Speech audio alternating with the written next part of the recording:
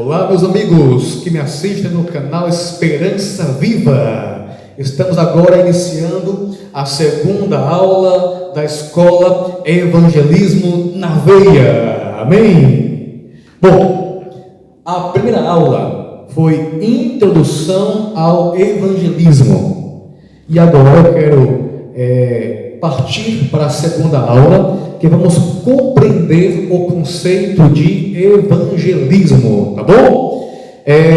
Antes de mais nada, eu peço a você que você compartilhe esses vídeos da escola de evangelismo para os membros, para quem faz parte aí da liderança, para outras igrejas adventistas. Queremos difundir esse conhecimento que é simples, mas sempre procurando ser prático, sempre procurando ser incentivador, sempre procurando colocar a igreja nos trilhos, no foco certo para o evangelismo, porque queremos ver Jesus voltar ainda em nossa geração. Deus seja louvado. Amém?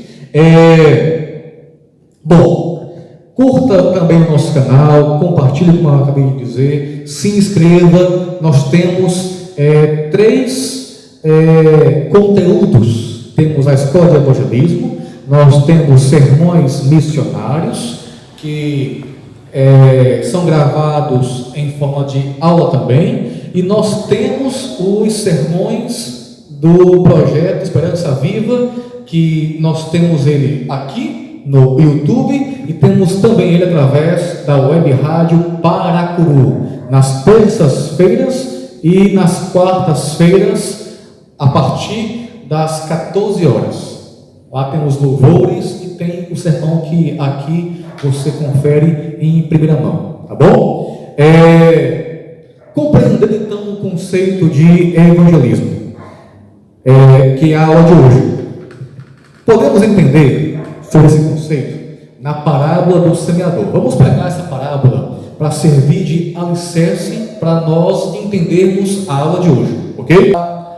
Abra aí então a sua Bíblia no Novo Testamento, no Evangelho de São Mateus, no capítulo 13. Evangelho de São Mateus, capítulo 13, a partir do verso 3. Tá bom?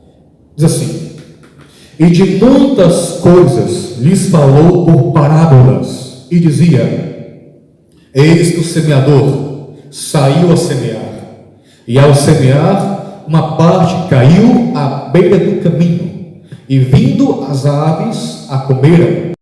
Outra parte caiu em solo rochoso, onde a terra era pouca, e logo nasceu, visto não ser profunda a terra. Saindo, porém, o sol a queimou, e porque não tinha raiz, secou-se. Outra caiu entre os espinhos, e os espinhos cresceram e a sufocaram.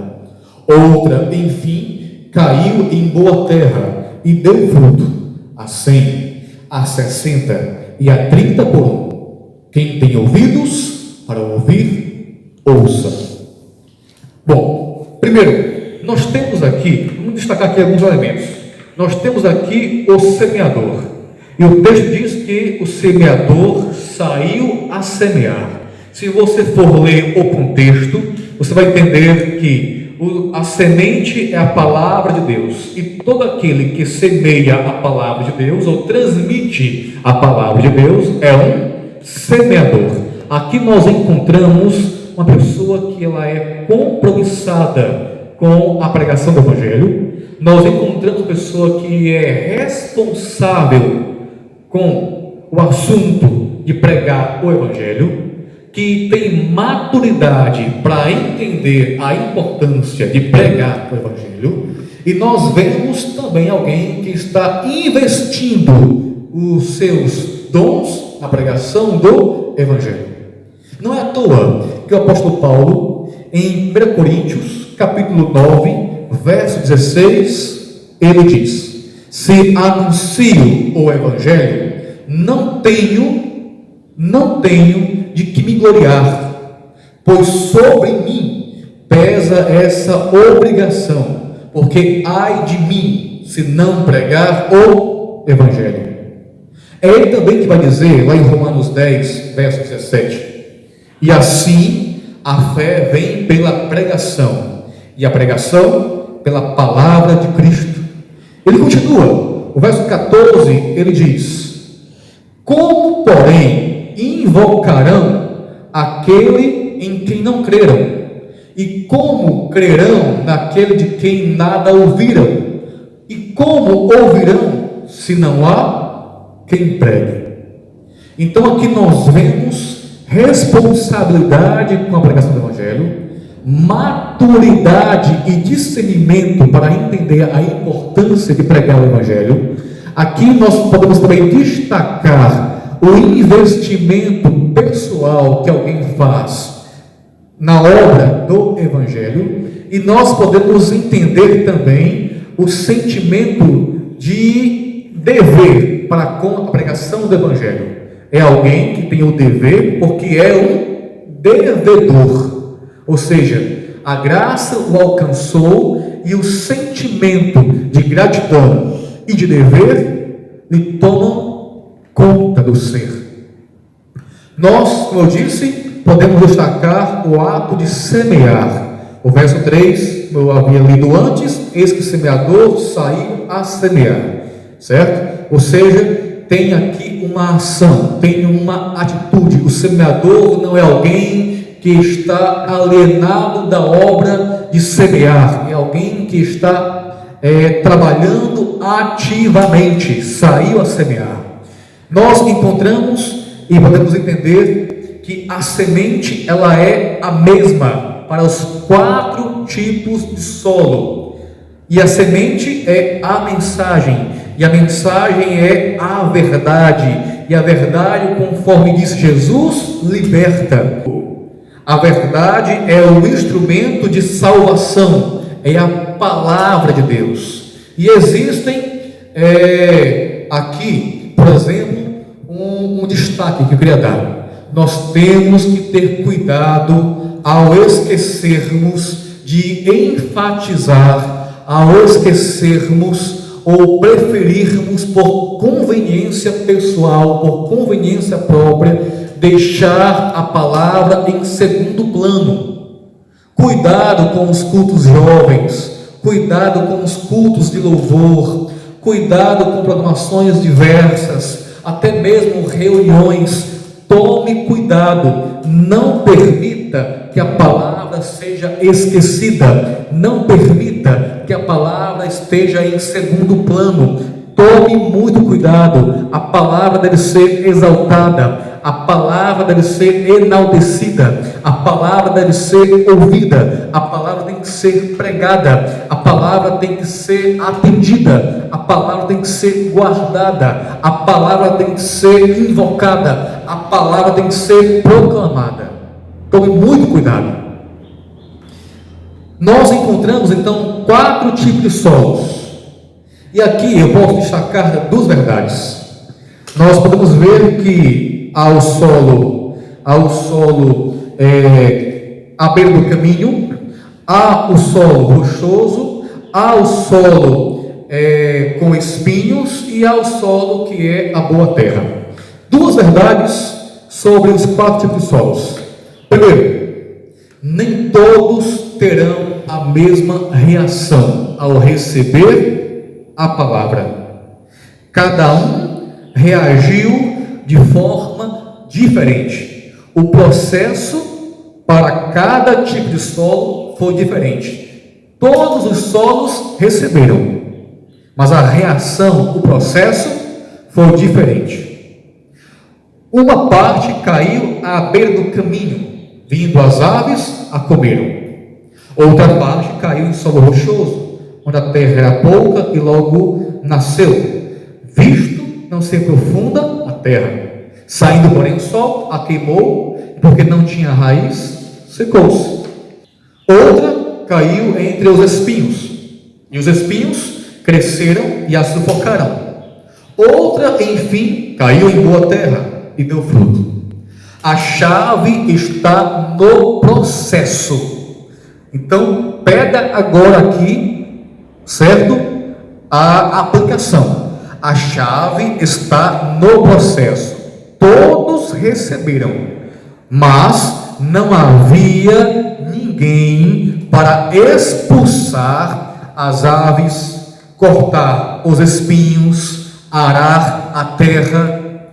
Então, podemos entender que, primeiro, a falta de vigilância do recebedor, no caso aqui dos solos, faz e tem uma implicação enorme, certo? E a segunda situação é mais gritante do que a primeira. Como eu havia dito, a falta de discipulado. Alguém que cuida, alguém que expulsa as aves, alguém que corta os espinhos, alguém para arar a terra. É o que faltou.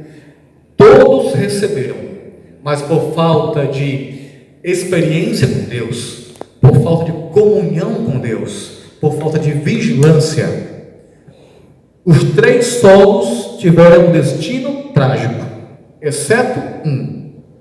Mas também, como eu falei, uma outra lição tão importante quanto a primeira, que salta aos olhos e é gritante, é a falta do discipulado.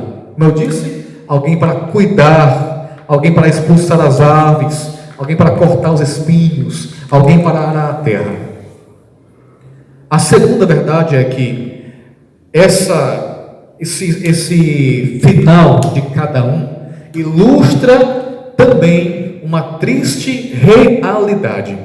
Nem todos se salvarão, mas nem por isso a semente deixou de cair. Isso é importante.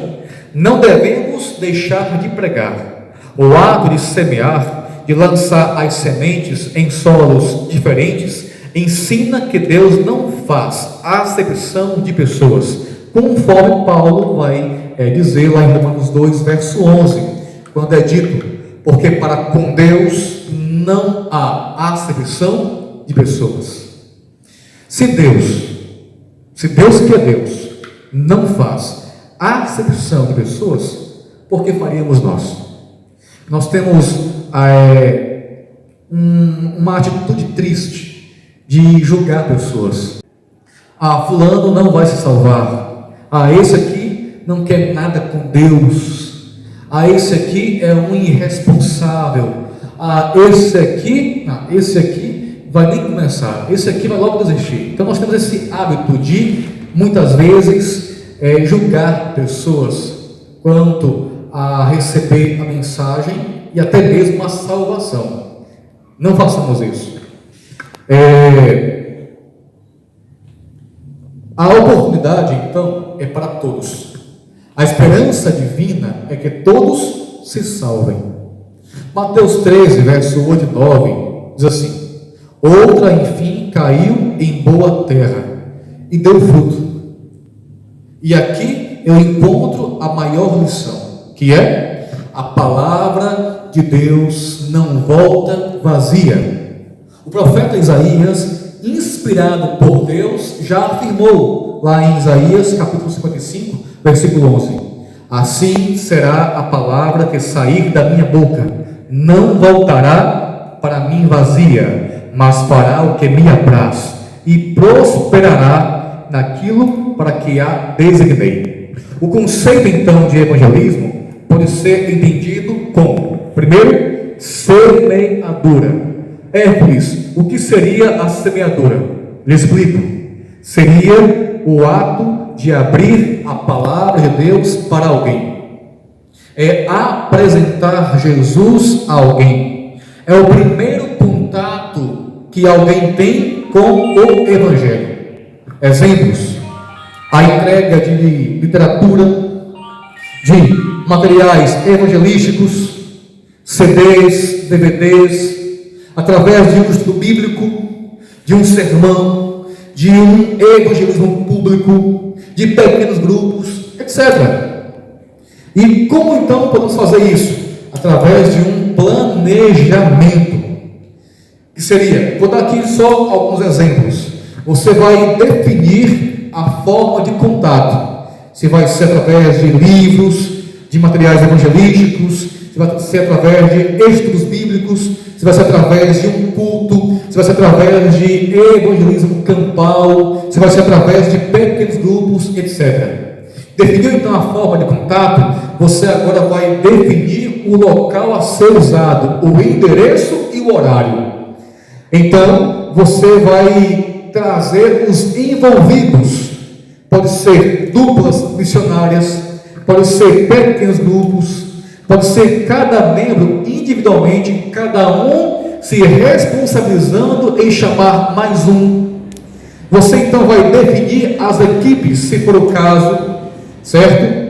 Se for algo mais abrangente, e aí as equipes você vai definir por recepção, louvor, pregação, oração, e aí você vai ter então os modelos de equipes. Detalhe importante: alguns aspectos, ou a maioria do que aqui eu estou explanando, vai voltar com mais detalhes em outros vídeos, em outras aulas. Então não se preocupe, porque a ideia é sermos práticos, objetivos e tratar cada assunto e cada aspecto com o máximo de profundidade e aplicação prática. Ok? Vamos lá então. Você então vai levantar uma lista de interessados, você vai traçar um alvo. Qual seria o alvo? Você vai montar uma lista. Nessa lista você pode estar colocando amigos, vizinhos, familiares, o projeto Resgate para trabalhar com pessoas que se afastaram do Senhor e da igreja. Então você vai traçar um alvo de alcance, traçar um planejamento de como alcançar as pessoas através dessa lista de interessados. Feito isto, você vai trabalhar então agora a organização, local pronto, data e horário bem definido. Você vai trabalhar a consciência de cada um dos envolvidos no que irá fazer.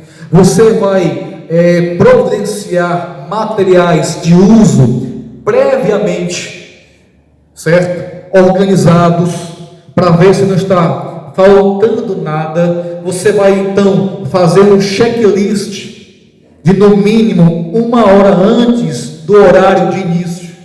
Porque, por exemplo, se você faz parte de uma dupla, você vai conferir se no seu material tem a sua Bíblia, se tem o seu estudo bíblico, se tem algum livro auxiliar, certo? Você vai conferir isso.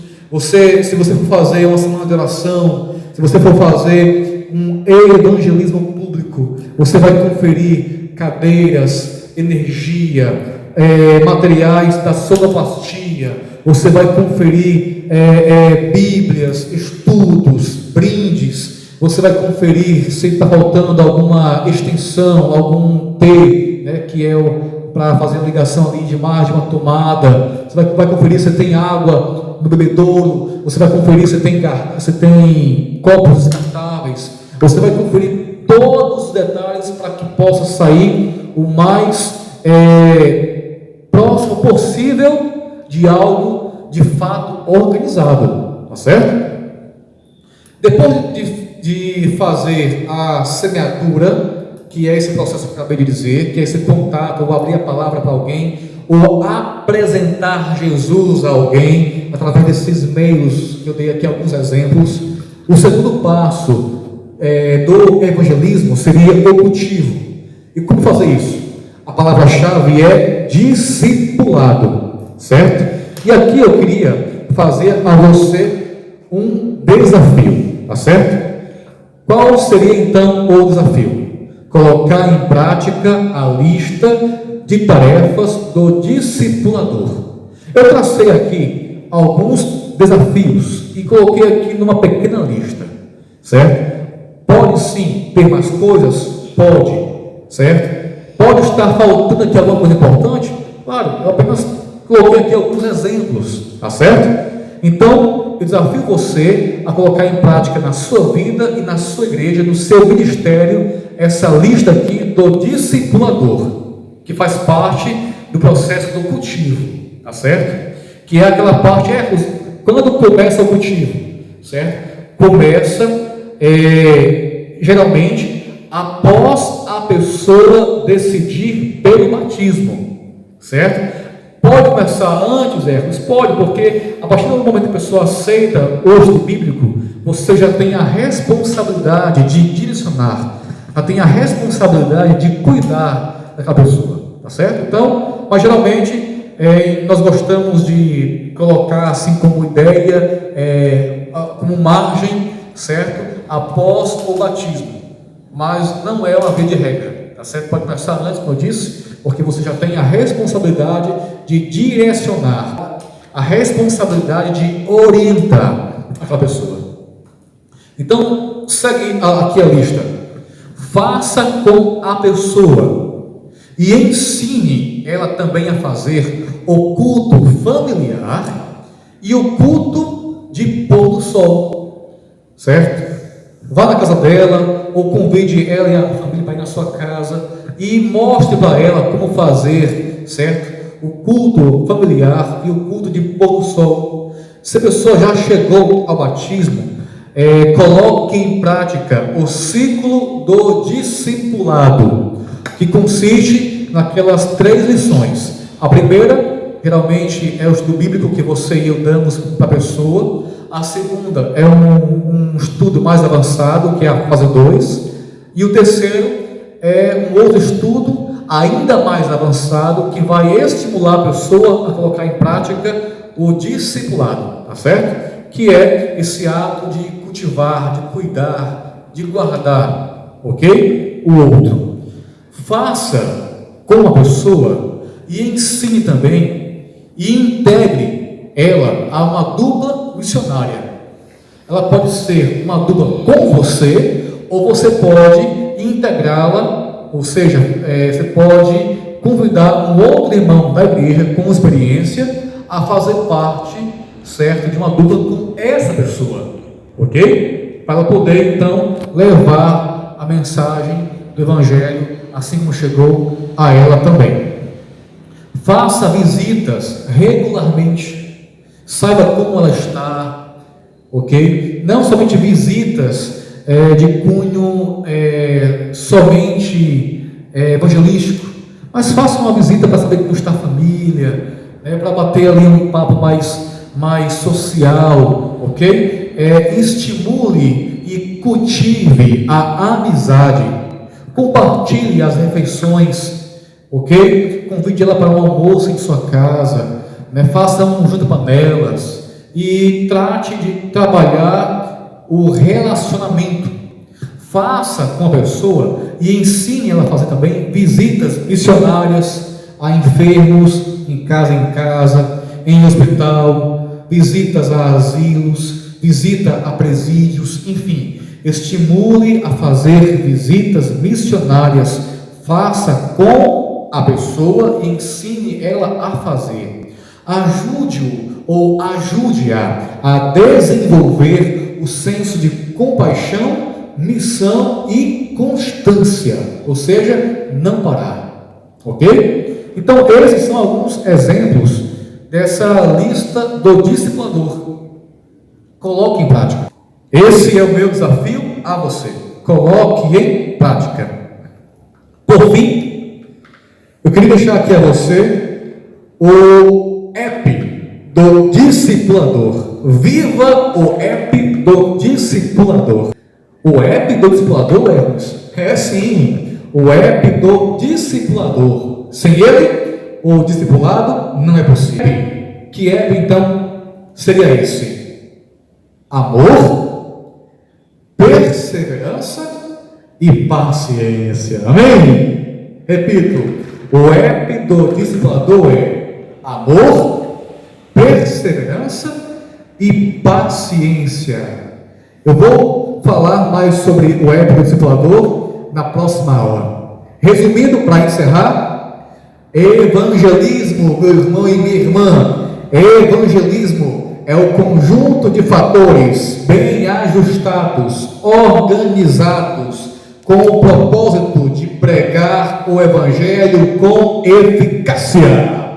O evangelismo é o conjunto de fatores bem ajustados, organizados, com o propósito de pregar o Evangelho com eficácia. E não esqueça, evangelismo na veia.